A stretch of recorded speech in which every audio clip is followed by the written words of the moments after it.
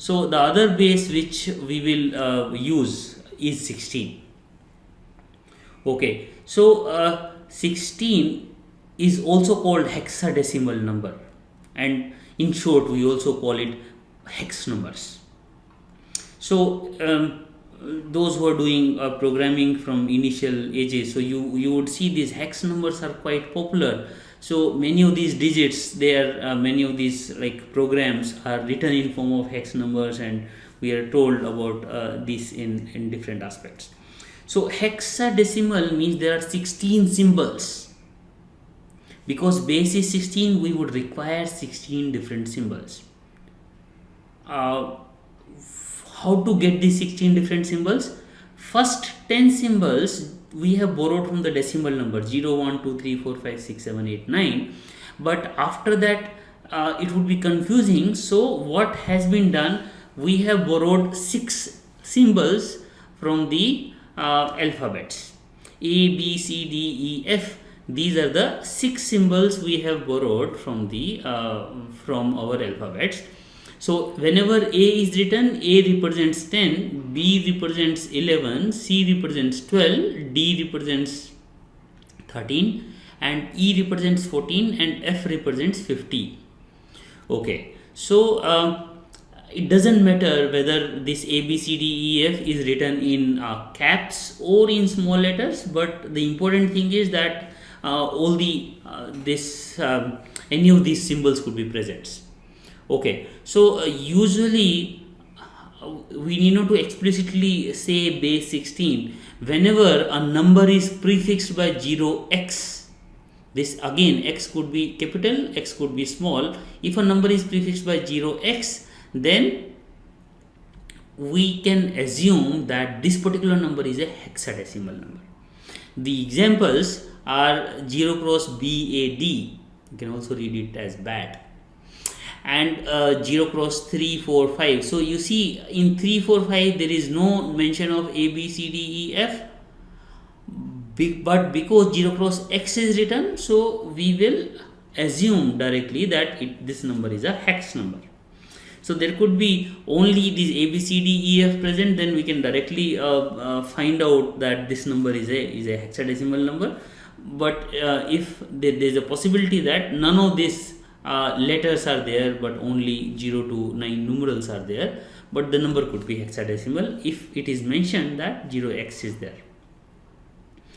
Now let's do quickly that why do we use hexadecimal numbers. So essentially the major advantage of these hexadecimal numbers is that they are a very good representation of binary number. So let's say my binary number has 32 bits. So writing these 32 bits would be confusing because we always have to keep a watch on what is the index of a particular bit. Rather than that, if I convert the same 32-bit binary number into hexadecimal, total number of digits I will get is 8. So these 8 are easy to manage, easy to understand, and they have one-to-one correspondence between following that binary number. So if we have to convert a binary number to hexadecimal number, so first thing we do is we will make a group of 4 bits, that's called nibbles, and these nibbles we have to create from right to left. In other words, from least significant bit to most significant bit. Let's take this example.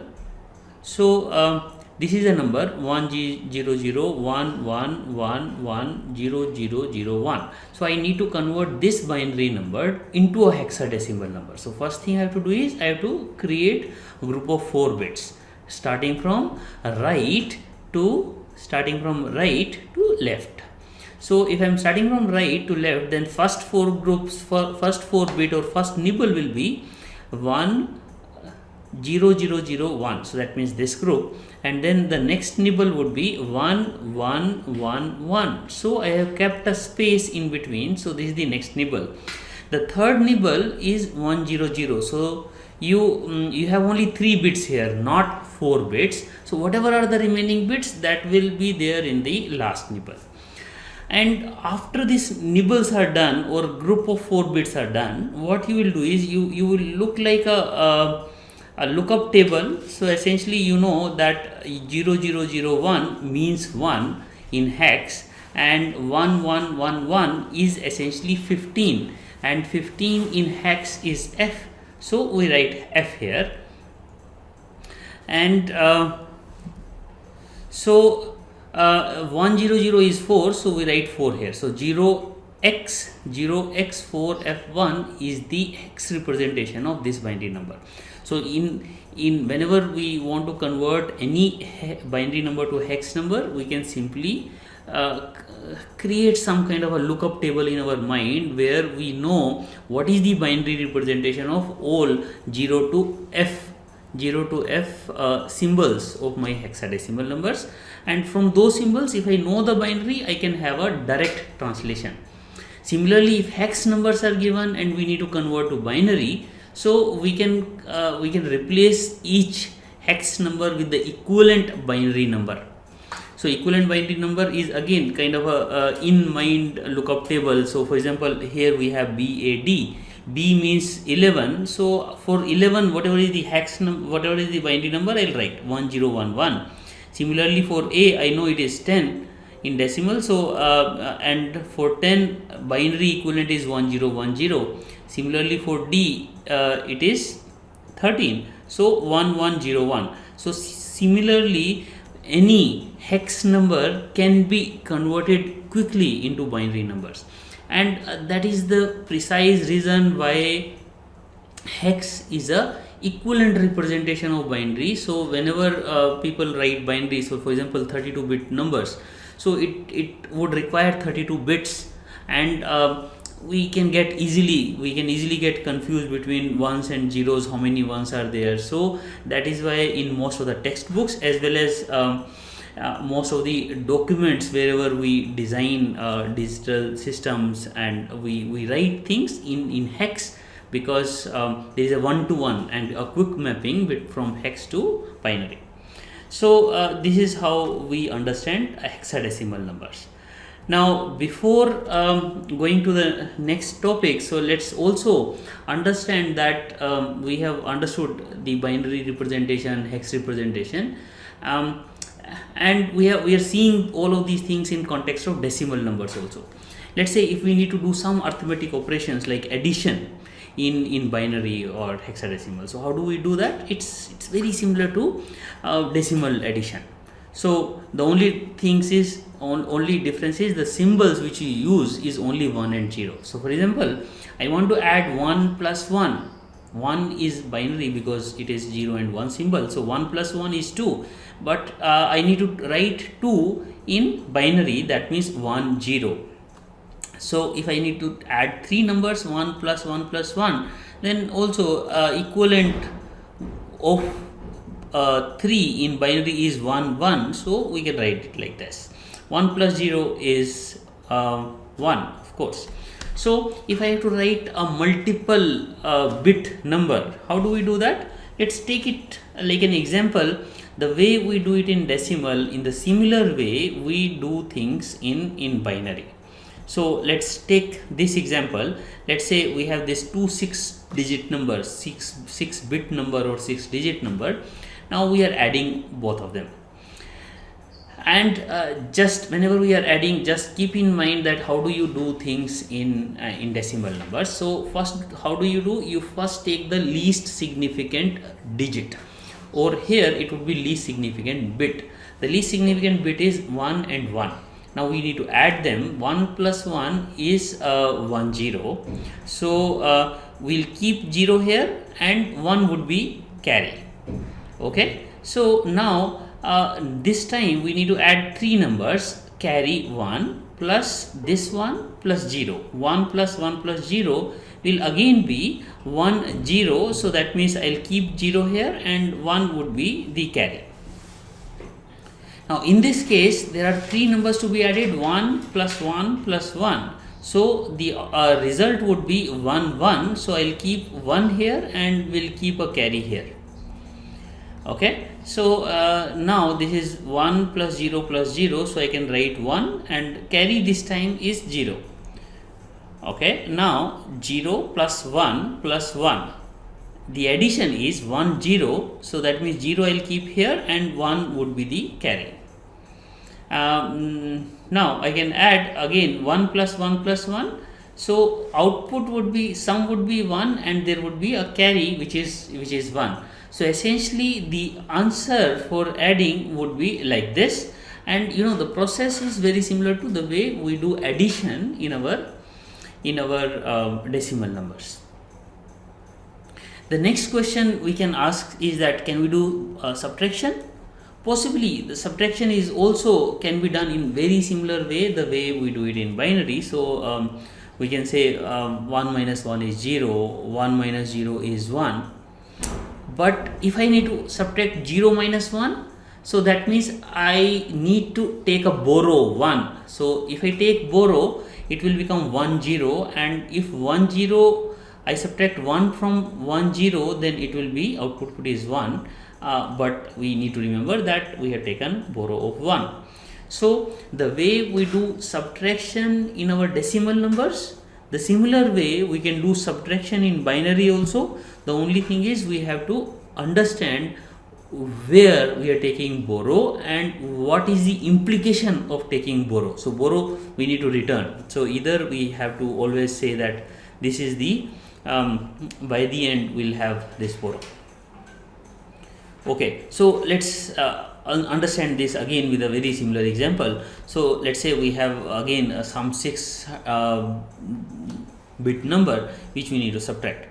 So if I want to subtract these two numbers, how do we start? So again I'll start with the least significant bit.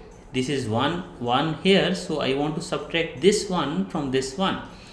The output would be 0 as we mentioned here. So output is 0, there is no borrow, no carry, so we have not written anything over here. So again 1 minus 0 is 1, again need not to borrow, so we can write it like this. But here 0, I want to subtract 1 from 0. Because I want to subtract 1 from 0, I need to take a borrow. After taking borrow, it will become 1 0, and from 1 0 I will subtract 1. So this borrow was already taken from the next number. Okay, and from 1 0 I have subtracted 1, so the output is 1. Now what would happen here? I want to subtract 0 from 0. What about this borrow? So essentially what I want to do is I want to subtract 0, I want to subtract 0 plus 1 from this 0. So again I need to take a borrow, and from that borrow I would subtract this 0 and this 1. So 1 was already taken out from here, so that's why I will subtract from 1 0, I will subtract this 1, again the output is 1. So I'll repeat, because from here 1 was already borrowed out, so that means I need to subtract 1 from this 0.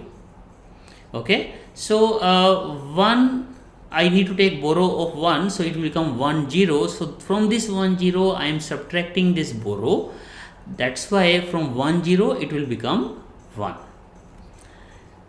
Again let's see what would happen in the next case. In next case we have 1 here and 1. Now we again need to subtract, we again need to borrow 1, so that we can subtract this one and this one. So by taking borrow it will become 1 1, that means 3. From 3 I will subtract this one and this one, so that means from 3 I am subtracting 2, the output is 1. Okay, and what is the remaining thing? Now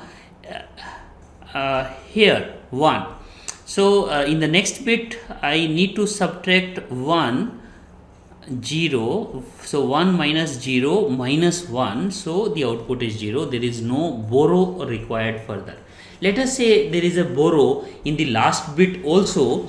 That means this whole number is my subtract, whatever number I wanted to subtract, that was larger, and that is why in the end we are left with a borrow. Okay, so this is how we do subtraction in binary.